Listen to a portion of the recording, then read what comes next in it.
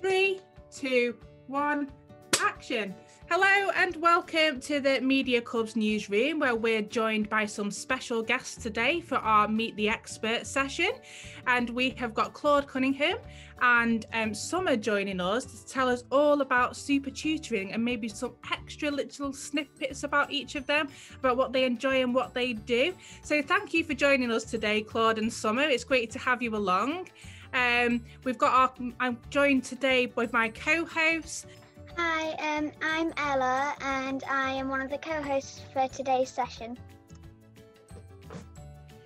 I'm Lena and I'm one of the co-hosts for today's session. And finally, hello, I'm Amal and I am one of the co-hosts for today's session as well. And it would be really lovely if our guests would also introduce themselves. So we'll start with you, Claud. Hi, my name's Claud Cunningham and I'm a qualified maths teacher and I'm also the director of Super Tutoring. Welcome to the Media Club's newsroom. Hi, I'm Summer and I'm a guest for today. Well, it's great to have you both here. Now, we've got lots of questions that we'd like to get through, some of which will help everybody in the area learn more about tutoring and how it can help them. And some other questions that might be a little bit unexpected about certain hobbies that some of you might be able to share with us. So I think first up for our questions is co-host and mini reporter Lena. So this is for Claud. So first question is, how did you become a tutor? Thank you. I started off teaching in schools, secondary schools in Bolton, teaching mathematics. And I suppose I got into teaching because up until then I'd done quite a few different things. I'd worked in IT for a while, and then my last few jobs were working in the arts and working with young people in the arts, doing creative workshops with the Contact Theatre. So, but that was freelance work, and basically I needed something permanent, and I like working with young people, and maths was my favourite subject at school, so I decided to combine the two of them to become a maths teacher. Then after a while of working in the school system, I decided to leave because I wanted a better work-life balance, and that's how I left. And basically to become a tutor, anybody can become a tutor, but I think it's better if you're a qualified teacher. I'm a better tutor because of it, and I'm not saying that it's because I'm amazing. I think anybody who's trained, they train you how to, I suppose, teach people how to put things across and make it relatable and understandable. So I just started off with agencies and built up my business and my reputation that way, and then I decided to set up Super Tutoring. So yeah, it was because of a love of maths and a love of working with young people.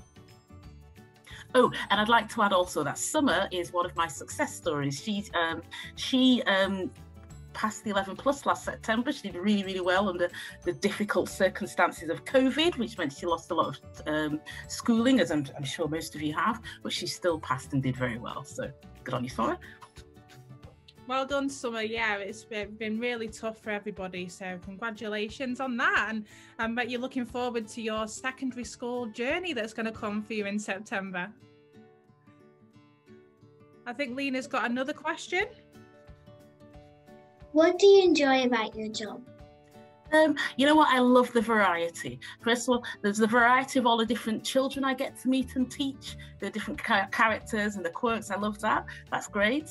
There's the variety of what you teach, because even though I may teach the same topics, you teach them differently because of the children who are involved, just the way it comes across. So I love the variety of it. I love helping young people to do well, and I like being in charge of my own diary because I'm self-employed, so yes. And Lena, have you got another question for Claud? Yeah, what is super about your tutoring? Fabulous. Thank you. I like that one. I think what's super about us, I suppose, and all of my teachers as well, is that it's the level that we take our students to. We take them to a very high academic level. And basically what we do, I don't think I've said that I specialise in preparing children for the 11 plus. And I plug the gap between what's taught at school and what's needed to pass the exam.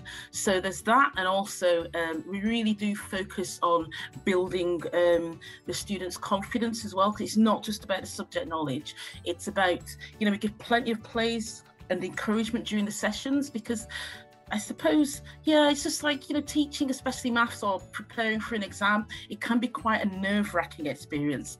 And half of the battle, I suppose, is believing in yourself. And I think we're very good, or very super at doing that. We're giving children confidence so that they can go on to do well.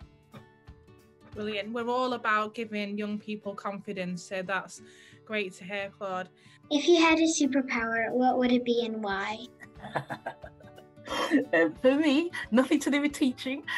I would love to be able to breathe underwater. Now, I know some people can hold their breath for 7 minutes. Mine, I'll probably hold it with training for about 2 or 3 minutes. But I grew up watching those programs, those deep sea diving programs, and I just love the idea of being able to explore underwater, unlimited, and just discover what's down there. Wow, that sounds absolutely amazing. I might have to add that one to my superpowers list. Thanks for the tip, Claude. How long would I have to spend each week on tutoring? So if you were preparing for the 11 plus, what we do is our classes, it's 2 hours a week. So that's an hour of maths and non-verbal reasoning. Then there's a 15-minute break and an hour of English / verbal reasoning. And then on top of that, we set home learning as well. So I suppose 2 hours a week, maybe with the home learning, another 2 to 4 hours a week. So it is a lot. You don't have to do that initially though. Initially, just attending the classes is enough. It's just when it gets nearer to the exams. We build students up gradually. You don't want them to feel pressured. So yeah, I'd say about all in all, including tuition, about 4 to 5 hours. But also it's important to take breaks and have fun at the weekend. That's equally as important as the amount of time that you study. What do I learn with a tutor for entrance exams that I don't learn in school? Ooh, that's a good one. Well, in schools, or primary schools, they don't teach non-verbal reasoning, and they also don't teach verbal reasoning. And also the maths and English has to be a lot higher, a higher level than it is at primary school. We take our children, or our students even, to the level of secondary school, year 7 top set. So it's the things that aren't taught at primary school, it's purely because they're not on the national curriculum. So that's why some parents teach their children at home and are perfectly capable of doing it. But what we do is we take the arguments out. Parents and children can argue with each other. So there it is. We're just plugging that gap. Non-verbal reasoning, verbal reasoning, and they aren't taught. What is your favourite subject at school and why? I particularly enjoy English. Because I like to write stories, especially because you can explore quite a lot with them and you can be as creative as you want. And I guess it's quite nice to just create your own story, and I particularly like going into a lot of description because then it also feels like you're actually there kind of sometimes. So. Thank you, Summer. That sounds great. And you know what? Media Club sounds perfect for you. I think we should recruit. Yeah. Don't you? I think we should sign them up. If you had a superpower, what would it be and why? I'd probably teleport because I really want to travel the world, and I guess you could just go anywhere. And maybe if you were in a bad situation, you could just teleport out of it. I love that one too. That's always one that's on my list. Clicking my fingers and being anywhere. Wouldn't that be great right now when we're not allowed to go anywhere very far at the moment? How did you find being tutored for the exam, and are you pleased that you took the entrance exam? I'm very happy that I took the entrance exam because since I got into the school I want, I guess it just makes everything a lot easier. And it's got quite good teachers and it's a really big school. So I'm quite happy I got into it because it's got a higher pass rank. And when I was taking the tutoring, it was quite easily done because Claude, I think she does quite good teaching methods. So, what were the most tricky parts to learn for the exam? I didn't find it too hard, but I guess in lockdown everything was quite hard to do because a lot of people struggled with doing it online and on devices. And I guess I find it quite hard. I didn't have lots of motivation to do the homework or work. How did you tackle that, Claude? The motivation of everything. So I suppose with online, because summer also started, we used to rent somewhere and run the classes in a venue. So it's a big transition because we suddenly just had to go like that, as everybody else did for that matter, and move to online. So that was tricky. But I suppose with regards to helping the children, initially there was teething problems, but within the lesson, and within halfway through, we give them a little break, just a bit of a brain break, because staring at the screen all that time, it's not good for concentration. I think it's only 20 minutes that our brains last for, and it's just the way we break the lessons up as well. Have a starter, then set them off working independently, then we'll check in with them frequently, so they're not just looking at the screen all the time, and then break it up, and then we come together and they get to play teacher for a while. At the end, they get to take over and as a way of demonstrating their understanding and do what I do, and they do it very well, actually. That's fantastic. What a great way of encouraging them to be involved in that way. And I suppose quite similar to what we do with media clubs, that we do things together, don't we, team? Like co-hosting today and you having your roles in the newsroom. So that's really great to hear. Did you have another question, Ella? Yeah. So this one's to Summer. What are you most looking forward to at Stretford Grammar School and why? I'm mostly looking forward to maybe music, because I'm quite happy. I really like to play piano, and it was kind of hard, I guess, during lockdown because I didn't have a teacher that was a person. I just sort of used a device to learn it. But I hear that it's really good at Stretford Grammar, so I'm quite excited for that. So this for Claude. What made you start your super tutoring business? I've always wanted to be self-employed, and when I left teaching, in fact, while I was teaching, I wanted to go into tutoring, but it was finding the time. And then when I finally left, the idea was to go straight into tutoring. So, and that's what I was doing initially. But I was working for other people. Even though I was self-employed, I was working for other companies. And then I just wanted to be my own boss and just be in control of my timetable, my diary, rather than feeling like I was in a school. So that's why I set up Super Tutoring. Initially, it was just to raise my profile, but then I just, I suppose I was doing GCSE mathematics and also 11 plus, and I just decided to focus on the 11 plus because I quite like it actually. For myself, the maths is challenging without it being challenging in the sense that a lot of people don't realise it's actually, the questions are similar to GCSE foundation, so it is hard in that respect, but from a preparation point of view, so it's just my own personal, whatever you want to call it, it takes a little less time and it's more fun. So, I also have some questions about your DJ hobby. Yeah. So, can you tell us what it's like to be a DJ?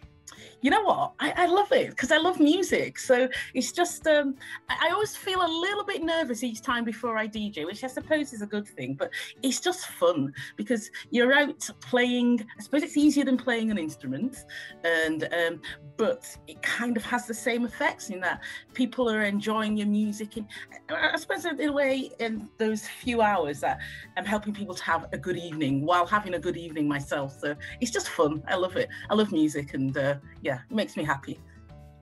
What is your favourite song and why? My favourite song would be, because there's so many to choose from, but I've chosen Shaka Khan, Ain't Nobody. You might not know that one. Yeah, there you go, you know it. I chose that one because I love Shaka Khan. She's got such a great voice, and it basically starts off really quiet and really slow, and then it builds up and builds up. And the moment people hear it, they recognise the intro and they go crazy anyhow. People are singing away and they're really happy with it. It's just a great, great track. Oh, I'm with you, Claude. I was there with you with that song, and everyone else. You all need to go away. Here's some homework for you. Yes. And listen to Shaka Khan because it's an education. Where has been your best place to DJ and why? Okay, there's a place in town called Cultureplex. It's now Juicy Street Warehouse.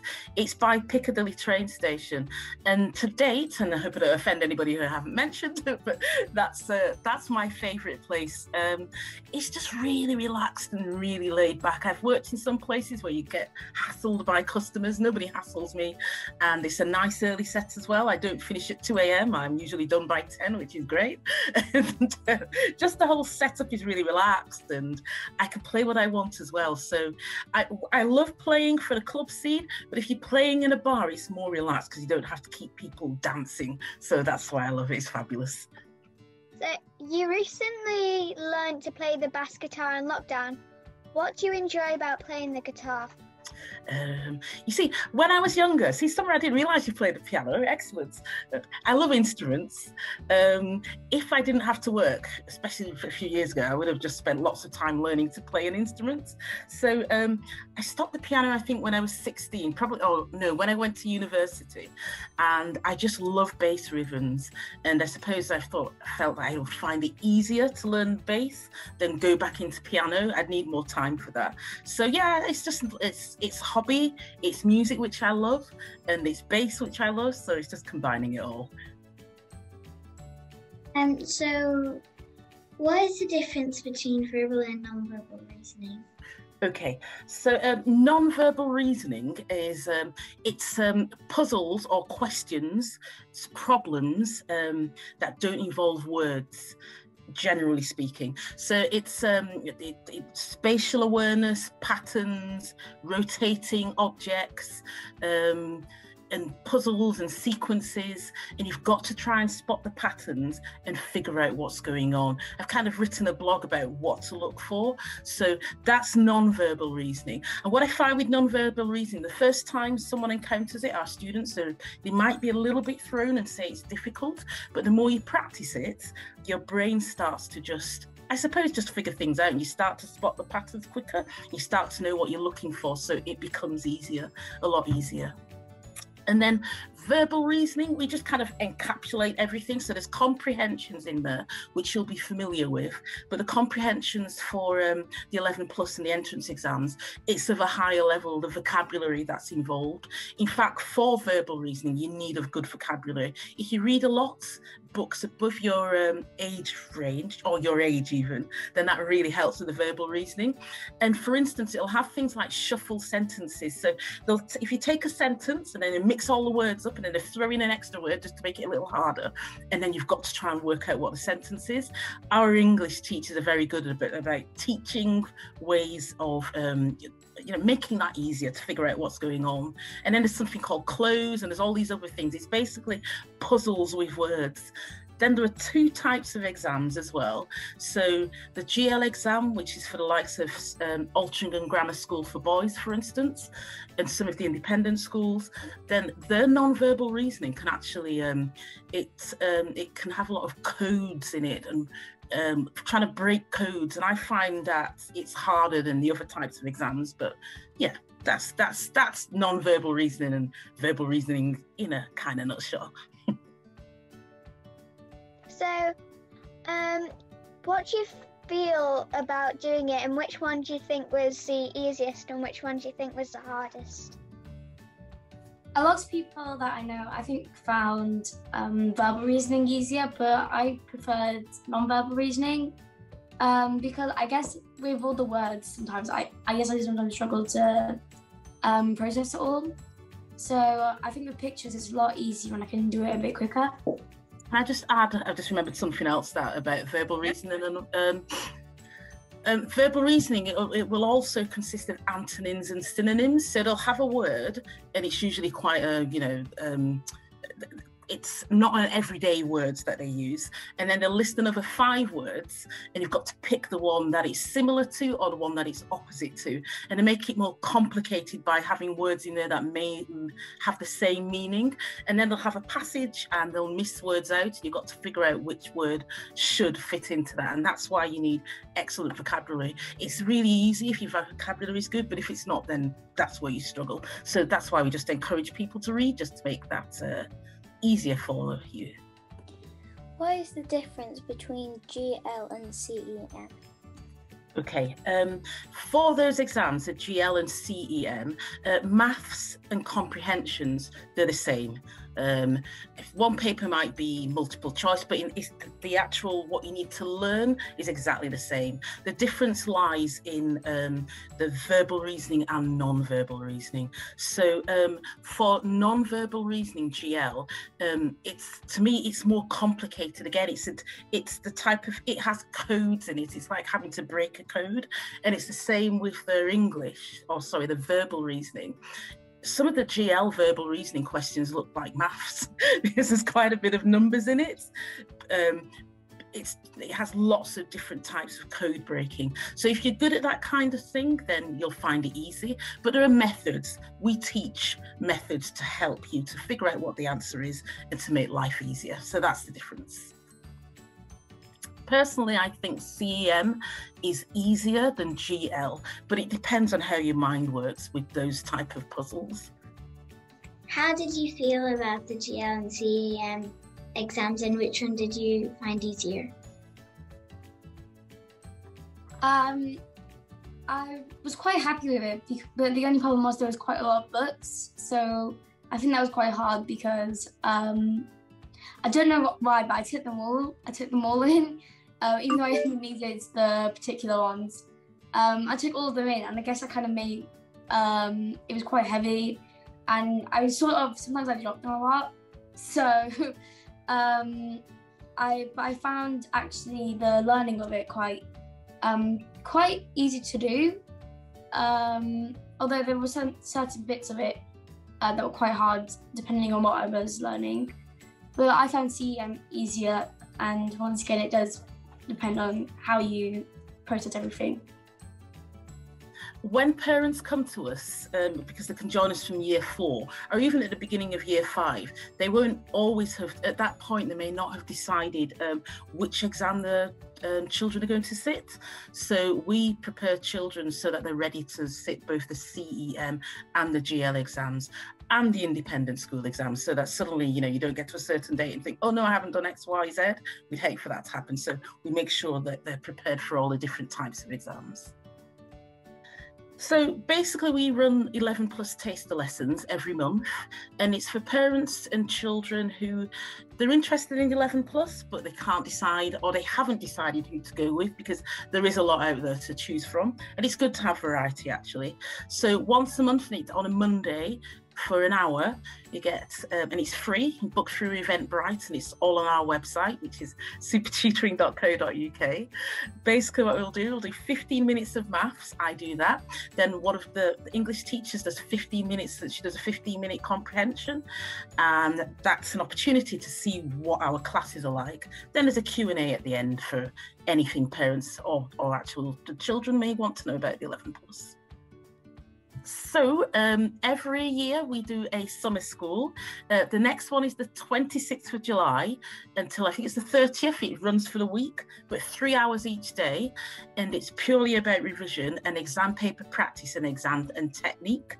It's run online. There'll be a maximum of 8 children or students in our sessions. And the whole idea is it's not that far or not long to go before the actual exam. So it's just refining and honing the knowledge that's already there and giving you the confidence to basically just step into the exam, because you will have had lots of exam paper practice. I thought it was quite easy because once again the methods were quite nice, and I guess it was quite I didn't feel too pressured to do it. And although I was sort of challenged in a few parts, it wasn't too fast. It wasn't like I got to do it in this really short amount of time, because it's quite easy I had a longer length, and I guess made me feel much calmer and less stressed. And I think when I did it more relaxed, it made me learn it more, and it made me be able to process it a bit more. So I remembered everything a lot better because of that. No, thank you very much. And it was lovely to meet everybody. Thank you, and for all your lovely questions as well. And good to see you again, Summer.